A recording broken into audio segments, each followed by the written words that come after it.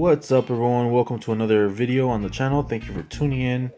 Today we got MBX Moving Parts. It's a 83 Datsun 280ZX. This is a very beautiful model. When I saw it online, I had to pick it up. When I found it, of course I took it. There it is. Let's check it out. Alrighty, let's get into it.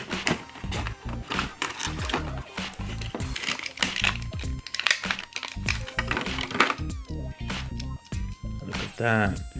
Very heavy. Very nice.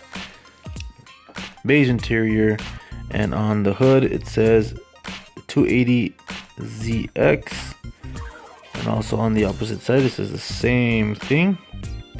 It has gold and gray racing stripes. Very cool design. On the side it's all black. I like that metallic color. And I'm assuming the other door opens as well. Let's check it out. I'm doing this with one hand. Very cool. That is one beauty. A must have if you are into these Datsuns, Matchbox, you know, any of these type of moving part type cars. Very cool. You got the Datsun logo on the hood. Very cool. The rear, awesome. So there it is. Leave a comment if you like this one. Leave a like, subscribe if you haven't, and see you in the next one. Peace.